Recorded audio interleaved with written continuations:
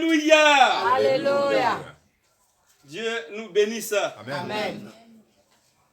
Oui, même si on est à la fin de janvier, je voudrais vous dire bonne et heureuse année. Amen.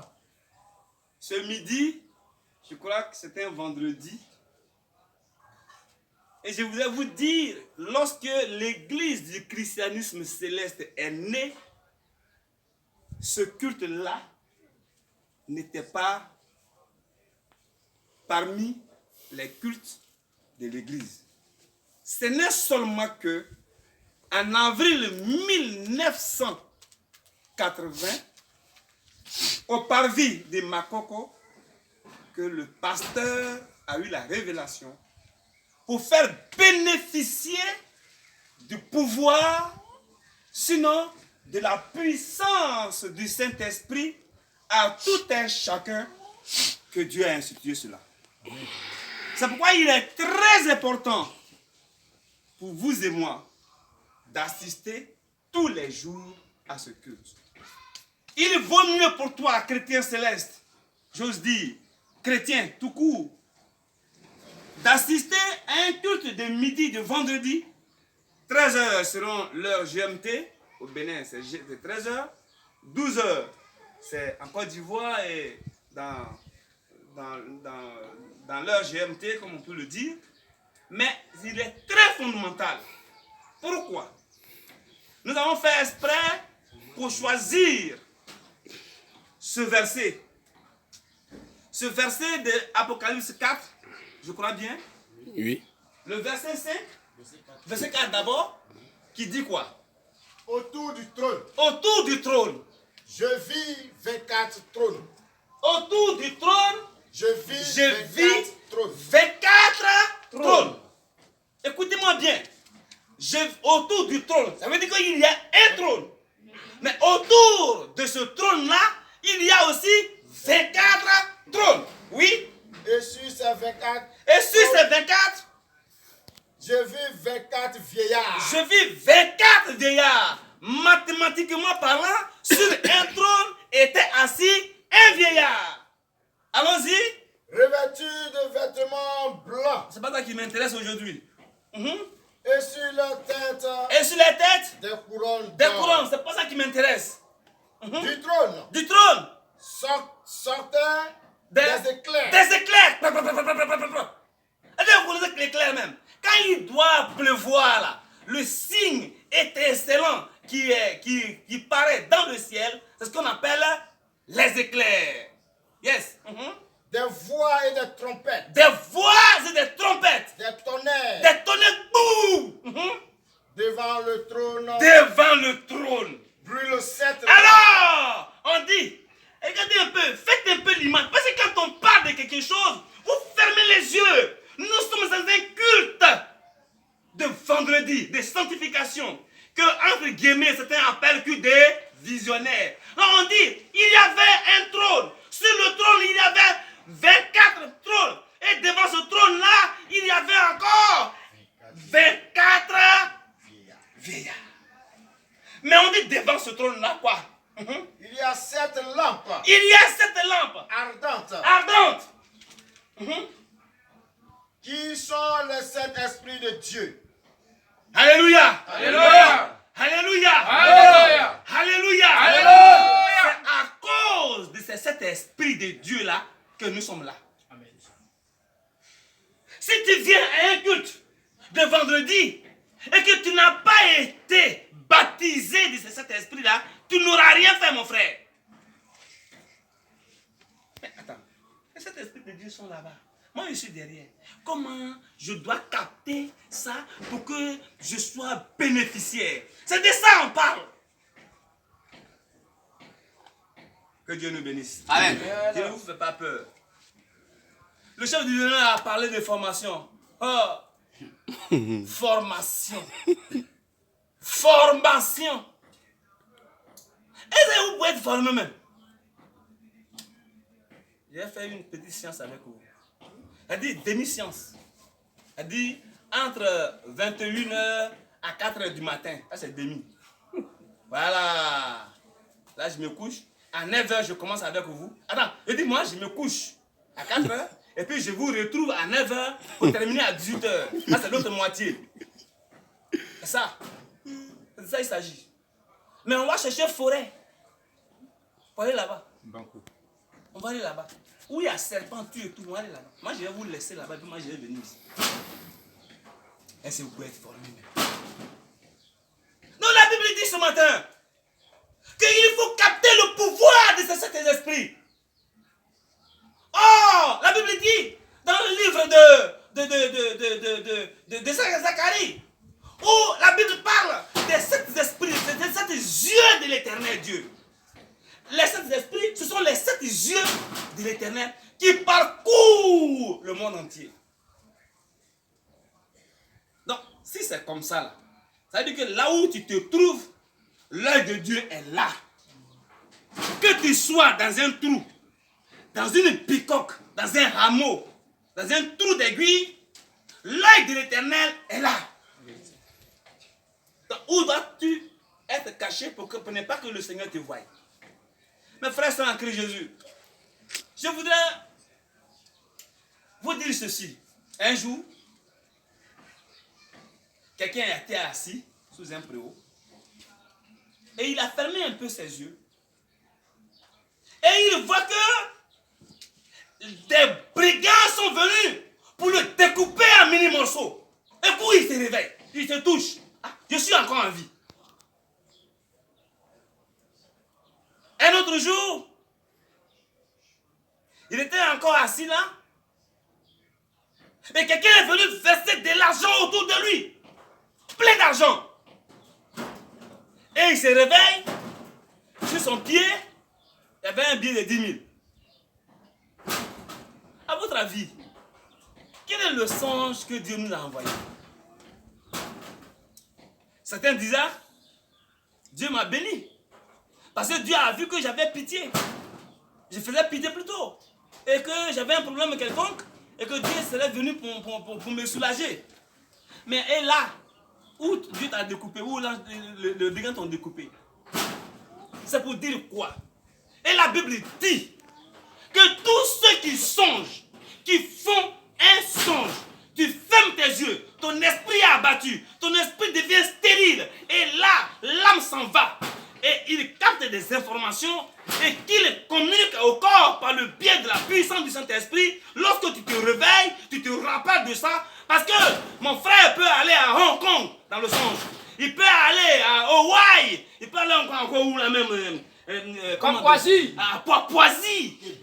Au Québec comme ça. Il peut aller même partout. Et puis un coup, il se réveille là. Il est dans cette bicoque de Mont Sinaï. Il dit mais qu'est-ce que cela veut dire? Mais qui lui a rappelé que quand il dormait, il était à Papouasie.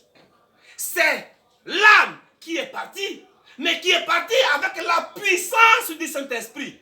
Et lorsque les deux seront venus, au moment où ils y étaient, mes frères et sœurs en Christ, le corps était endormi, le corps était stérile, le corps ne te connaissait rien, parce que là même le brigand peut le trouver pour l'égorger, il ne pouvait rien faire. Lorsqu'il sera de retour, main sur main, tête sur tête, bras sur bras, pied sur pied, orteil sur pied, œil sur œil, lorsqu'il va se réveiller, l'esprit qui l'avait accompagné, qui va accompagner l'âme, rappelle maintenant au corps que lorsque tu étais en train de dormir, moi j'étais parti me promener.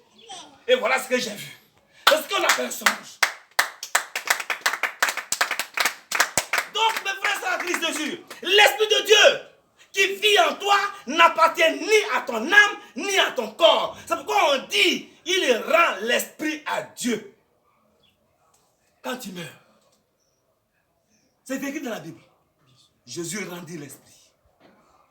Donc quand tu rends l'esprit, ça ne t'appartient pas. L'esprit de Dieu qui est en toi, qui t'écrit avec un petit E, ça ne t'appartient pas. Mais il est en complémentarité avec les 3 êtres vivants qui est dans le corps, l'âme et l'esprit, dont parle 1 Thessaloniciens 4, 3, 5 plutôt, verset 23. Je glorifierai tout mon être, le corps, l'âme et l'esprit. Donc en ce moment béni, si toi ton esprit n'est pas dans un corps sanctifié, comment voudrez-vous que le témoin de Dieu puisse habiter dans ton corps? Parce que tu es matin, midi et soir dans le pocon. Comment voudrais-tu que ton âme puisse s'élever, d'autant plus que la sueur te retient sur le sol. Comment voudrais-tu que Dieu te parle à tes oreilles, à tes yeux, même au nez? Oui, tu es visionnaire. Dieu parle par le nez aussi, non? Yes. Même par le corps. Tu passes à côté de Obrou. Et si Obrou, c'est un mis à coucou, vous savez que ton corps va chauffer, ça va trembler. Obrou. Voilà. Donc le corps aussi parle. C'est de cette formation qu'il parle. Tu peux ne même pas avoir une révélation, mais Dieu peut te donner des signes. C'est pourquoi on parle, Dieu parle par les 5 sens. Vous connaissez les 5, vous avez fait SM2. Donc mes frères et sœurs en Christ Jésus, mes frères et sœurs en Christ Jésus, ce matin, j'ai honte. J'ai honte que lorsque la clochette a tinté, je n'ai pas entendu là où j'étais assis, Élie! C'est ça. Élie! C'est ça. Je n'ai pas dit de le dire pour faire plaisir toi à ton corps, ni à ton voisin, ni à ton chargé, ni à ton chef visionnaire. Mais il dit qu'il y a une communication directe et qui fait la plénitude de son esprit dans ton corps. C'est lui-là qui parle en toi parce qu'il est présent ce jour lorsque la cloche te tint. Jéhovah El reste. Jéhovah El reste. Jéhovah El reste. C'est le seul ange. Moi, je ne suis pas avare d'informations. C'est le seul ange qui te permet d'aller dans le magma du sol. C'est le seul ange qui te permet d'aller même au firmament. Quand on dit firmament là, c'est en haut d'en haut. Voilà.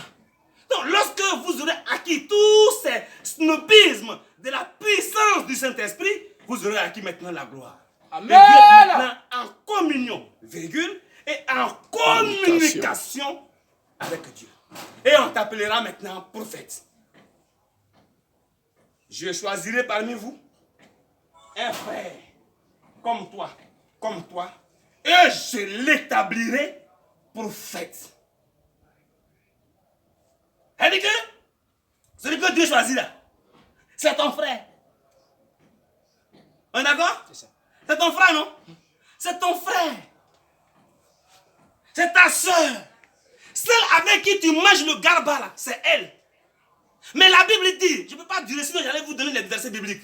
La Bible dit, lorsqu'on le choisit, il est pour toi ton Dieu. La Bible dit, j'établirai toi comme le prophète devant Pharaon, mais j'établirai Aaron, ton frère, comme ton Dieu. Il parlera, je parlerai en lui. C'est-à-dire que Dieu va parler, mais dans la bouche de Aaron. Donc, Aaron, son corps va être transposé, et puis il va quitter. Il sera spirituellement, physiquement, il sera là, mais physiquement, ce n'est pas lui, c'est Dieu qui parle en lui. Donc, il dit à Moïse, Aaron va devenir ton Dieu. C'est écrit dans la Bible. Parce que Dieu va parler à travers Aaron. Ce qu'il va dire à Pharaon. Donc tous les prophètes là, ne les voient pas que non, c'est Sémao, non, écoutez. Oh! C'est Sémao, c'est lui qui est mon Dieu. Il est ton Dieu. Dis, il est mon Dieu. Il est mon Dieu. Il est mon Dieu. Il est ton Dieu. Parce qu'il est ton Dieu. Parce que Dieu parle à travers lui. Tu devais aller à Nyamzaria et dire n'y va pas. Parce qu'il y a un accident qui est resté. Qui t'a parlé? C'est Dieu qui a parlé, mais c'est Sémao qui a parlé. C'est Dieu qui a parlé. Mais est-ce que tu as vu la bouche de Dieu? Tu n'as pas vu la bouche de Dieu. La bouche de celui que tu as vu là, c'est ton Dieu. C'est de ça parle Jésus. Ce n'est pas parce que vous l'appelez ton Dieu et qu'il est effectivement Dieu parce que c'est un pécheur. Que Dieu nous bénisse. Amen. Que Dieu nous garde. Amen. Mes frères sont en Christ Jésus. Il est bon d'écouter. Mais il n'est pas bon aussi, après avoir écouté, de le jeter par la fenêtre. Il faut le mettre en pratique. Et quand on le met en pratique, c'est ça qui est plus important. C'est plus intéressant. Papa Inaka disait, paix à son âme, que lorsqu'un visionnaire dit à son frère, oui, c'est de moi il s'agit, je suis le visionnaire de la paroisse, dis-lui que tu es le faux visionnaire. Parce que le vrai prophète qui est sur la paroisse, on le reconnaît par ses œuvres. Vérité. On le reconnaît par ses œuvres. On n'a pas d'étoile. Dimanche prochain, toile est arrivée. On n'a pas de chaise. Demain matin, chaise est venue. On n'a pas de nouveaux chandeliers. C'est venu. Les camailles sont venus. Mais ce n'est pas venu, Dieu n'est pas tailleur. Lorsque Dieu passera par toi, lorsque Dieu t'utilisera et tu auras dit des oracles dans la vie d'une personne qui était agonisante et que la personne s'est levée, il dit, quel est le don que je vais faire? Fais camaille de la chorale, camaille dorée. Mais quand il pèse ma vie et camaille, camaille, voilà ça. Donc que Dieu nous bénisse. Amen. Soyez des prophètes choisis de l'Éternel Dieu. Ne vous choisissez pas vous-même. Car la Bible dit, ce n'est pas celui qui se recommande lui-même qui est approuvé des hommes, ni de Dieu, mais celui que Dieu recommande. Soyez des recommandés de Dieu et non pas des choisis de votre propre cœur. Que Dieu nous bénisse. Amen. Et qu'il nous garde. Amen. Au nom de Jésus. Amen. Amen. Amen. Au nom de notre Sauveur Jésus-Christ. Pour une méditation sur la parole de l'Éternel.